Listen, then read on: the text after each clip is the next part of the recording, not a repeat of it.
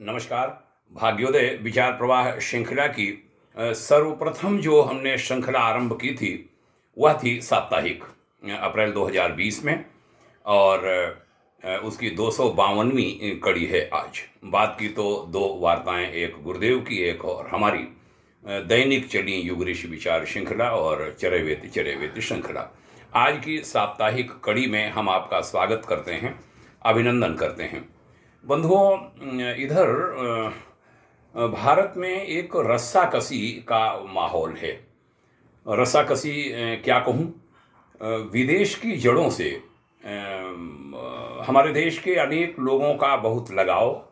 कौन जड़ें? जिन्होंने हमारे ऊपर आक्रमण किए, आक्रांता आए, जिन्होंने हमको काफ़ी हानियाँ पहुँचाई, देश को लूटा, इज्जत को लूटा, परेशान किया, मारा और न जाने कितने कितने अत्याचार हुए।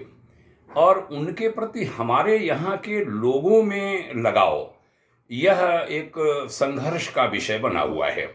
कई स्थानों पर कई घटनाएं भी हो रही हैं और वे घटनाएं दुखद हैं, उनको नहीं होना चाहिए।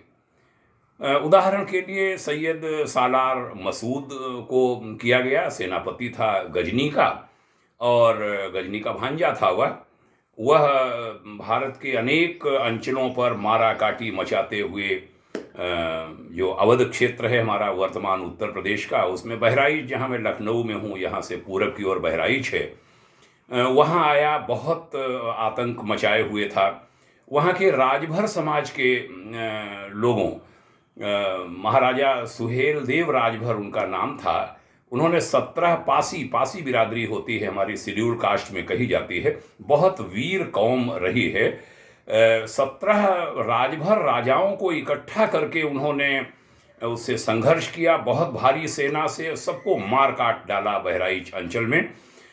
वो मारा गया सेनापति सालार, और वहाँ बाद में उसकी मजार बनाई गई। आज उसकी मजार को हिंदू मुस्लिम एकता के रूप में प्रसिद्ध कर दिया गया। किसने किया समझ में नहीं आता। बड़े आक्रांता, उनके कोई समर्थक कौन यहाँ रह गए जिन्होंने किया, या बाद की आज़ाद भारत की सरकारों ने किया, आज़ाद भारत के इतिहासकारों ने किया, प्रशासकों ने किया, समझ में नहीं आता।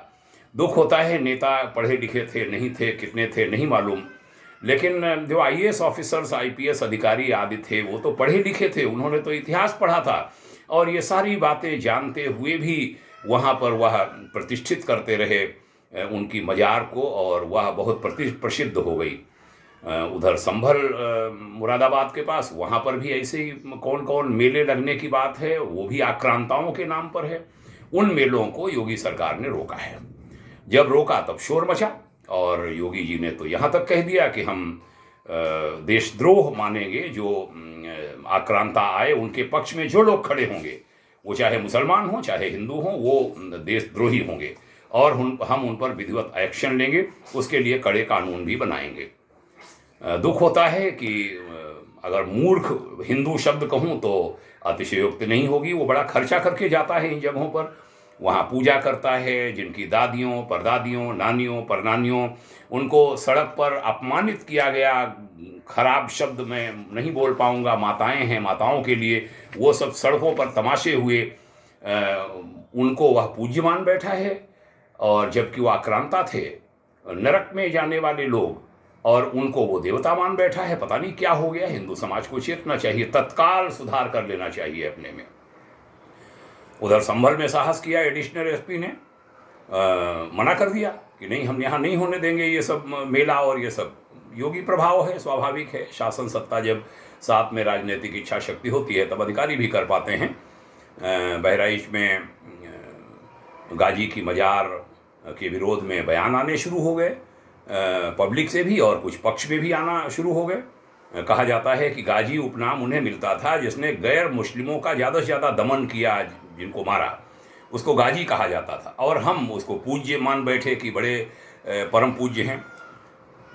कुछ लोग फ़ोन करते हैं, बहुत अजीब से हैं, हिंदू समाज, बहुत दुख होता है। भोपाल से एक दिग्भ्रमित व्यक्ति ने अभी एक दिन फ़ोन किया, ये मोदी योगी को हटाओ, ये नफरत फैला रहे हैं, हिंदू मुस्लिम कर रहे हैं। और इतने सालों से सब हो रहा है, वो हिंदू मुस्लिम वो कुछ है ही नहीं, वो सब एकता है। समझ में नहीं आता, ऐसे पागल हिंदुओं की मनोवृत्ति ने ही शायद देश को गुलाम बनाया था। ये नहीं हटी तो फिर देश संकट में होगा।